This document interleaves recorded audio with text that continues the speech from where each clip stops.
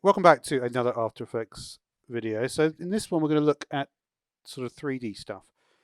So we've just got a regular shape and we're going to turn on the 3D layer. And we're going to press R and now we can see the rotation.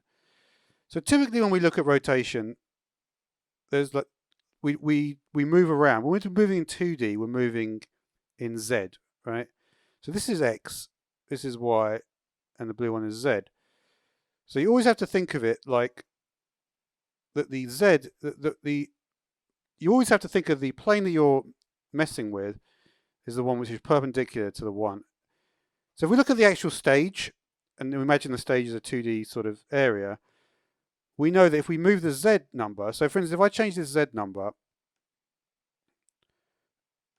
and then we're going to change that to like 100, right?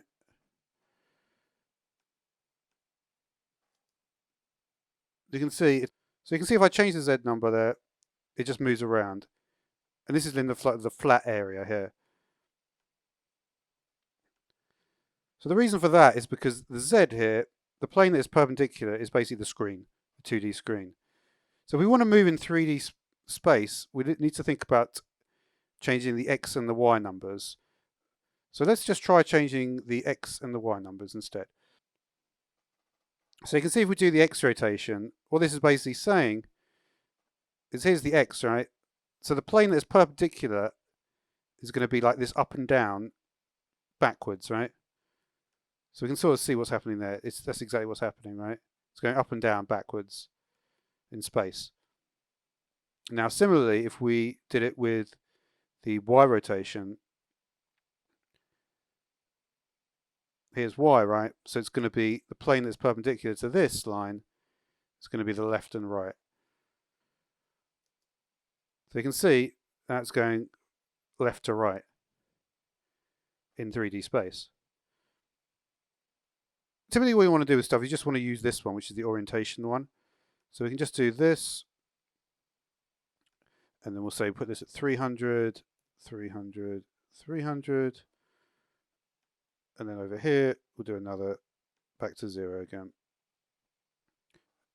Okay, so I put the easing on as well, right? So what you can see, right,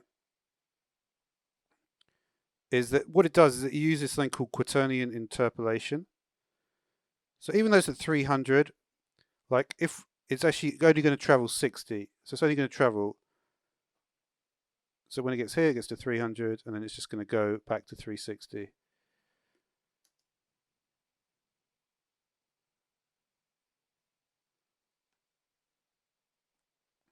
You see, if I did it the other way around, and we did that there, and then we put this at 300,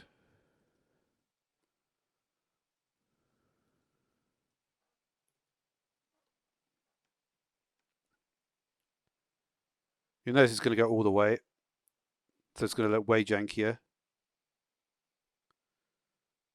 So you see, it could, to get to 0, it could just go up to 60 here, but it doesn't. That's why in general you want to use the orientation values. If I just put a blur on the shape layer, if that will actually help. So you can see if I just put like a blur in there instead, you can see that's going to do a much better effect. Yeah, so if I made it like a bit more of a reasonable time, we could just pull these keyframes down a bit. Put this one here instead.